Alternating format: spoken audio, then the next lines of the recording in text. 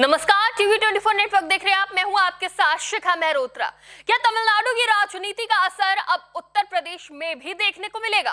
क्या अभिनेता से नेता बने थलापति विजय का मॉडल अब यूपी में अपनाने जा रहे हैं भीम आर्मी चीफ चंद्रशेखर आजाद? क्या दलित राजनीति में एक नया चेहरा मायावती की जगह लेने की तैयारी में है? दरअसल भीम आर्मी और आजाद समाज पार्टी के प्रमुख चंद्रशेखर आजाद ने बड़ा ऐलान किया है। 2 जून से वो पूरे उत्तर प्रदेश में सत्ता परिवर्तन यात्रा निकालने जा रहे हैं। इस यात्रा के जरिए वो यूपी की राजनीति में अपनी पार्टी को एक मजबूत विकल्प के तौर पर पेश करना चाहते हैं। चंद्रशेखर का दावा है कि अगर तमिलनाडु में सिर्फ 2 साल पुरानी पार्टी सत्ता तक पहुंच सकती है तो उत्तर प्रदेश में आजाद समाज पार्टी ऐसा क्यों नहीं कर सकती। उन्होंने साफ कहा कि हमें सिर्फ मेहनत और ताकत लगानी है, एक दिन यूपी की सत्ता हमारी होगी। सबसे बड़ी बात यह है कि चंद्रशेखर अब गठबंधन की राजनीति से दूरी बनाते नजर आ रहे हैं।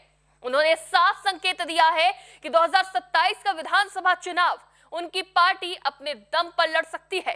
फिलहाल चंद्रशेखर के इस यात्रा से यूपी की राजनीति में नया समीकरण बनेगा या नहीं, इस पर अभी कुछ कहा नहीं जा सकता है, लेकिन माना जा रहा है कि दलित वोट बैंक पर अब बीएसपी के साथ एएसपी की भी मजबूत दावेदारी होगी। इसके साथ ही चंद्रशेखर आजाद बीजेपी और समाजवादी पार्टी दोनों के लिए नई चुनौती बनते दिखाई दे रहे हैं। बता दें कि उत्तर प्रदेश में अगले साल विधानसभा चुनाव होने वाला है और चुनाव से पहले सभी राजनीतिक दल अपनी अपनी जमीन मजबूत करने में जुट गए हैं। बीजेपी सत्ता बचाने की तैयारी में है, समाजवादी पार्टी वापसी की कोशिश में, तो वही बीएसपी अपना खोया जनाधार वापस पाने में लगी हुई है। लेकिन इस बार सबसे ज्यादा चर्चा जिस चेहरे की हो रही है वो है चंद्रशेखर आजाद।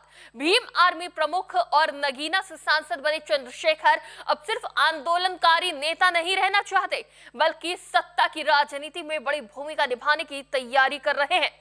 इसी रणनीति के तहत 2 जून से वो पूरे यूपी में सत्ता परिवर्तन यात्रा शुरू करेंगे। बताया जा रहा है कि इस यात्रा के दौरान वो राज्य के सभी 75 जिलों में जाएंगे, कार्यकर्ताओं से मिलेंगे, जनसभाएं करेंगे और पार्टी को बूथ स्तर तक मजबूत करने की कोशिश करेंगे।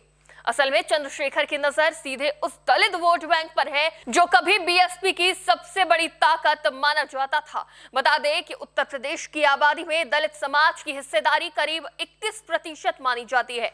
एक समय था जब यही वोट बैंक बीएसपी को सत्ता तक ले गया था, लेकिन पिछले कुछ सालों में बीएसपी का जनाधार लगातार कमजोर हुआ है। 2022 विधानसभा चुनाव में बीएसपी का वोट शेयर घटकर करीब 13% रह गया था। 403 सीटों वाली विधानसभा में पार्टी सिर्फ 1 सीट जीत पाई, यानी दलित राजनीति जो खाली जगह बनी है उसे भरने की कोशिश अब चंद्रशेखर आजाद कर रहे हैं। चंद्रशेखर की राजनीति की खास बात यह है कि वो खुद को सिर्फ दलित नेता के तौर पर सीमित नहीं रखना चाहते, वो युवाओं, पिछड़ों और गरीब वर्ग को भी अपने साथ जोड़ने की कोशिश कर रहे हैं। हालांकि उनकी सबसे बड़ी ताकत अब भी दलित युवाओं के बीच उनकी पकड़ ही मानी जाती है। नगीना लोकसभा सीट पर उनकी जीत ने उन्हें नई राजनीतिक पहचान दी है। बीजेपी की मजबूत चुनौती और मोदी लहर के बावजूद चंद्रशेखर ने यह बड़ी जीत दर्ज की। उन्होंने बीजेपी उम्मीदवार ओम कुमार को 1.5 लाख से ज्यादा वोटों से हराया। यही जीत अब उनके आत्मविश्वास को बढ़ा रही है और इसी जीत के बाद वो अब 2027 विधानसभा चुनाव में सभी सीटों पर उम्मीदवार उतारने की तैयारी कर रहे हैं। इसी बीच चंद्रशेखर इन दिनों तमिलनाडु की राजनीति का भी खुलकर जिक्र कर रहे हैं। वो अभिनेता जोसेफ विजय यानी थलापति विजय की पार्टी टीवीएस से काफी प्रभावित नजर आ रहे हैं।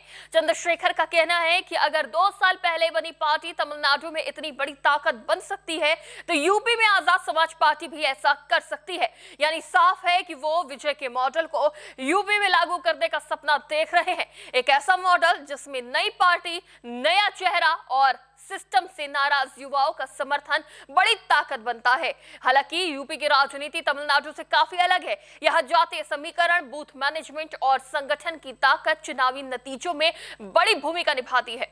यही वजह है कि चंद्रशेखर की राह आसान नहीं मानी जा रही है, क्योंकि दूसरी तरफ बीजेपी पहले से ही दलित समाज में अपनी मजबूत पकड़ बना चुकी है।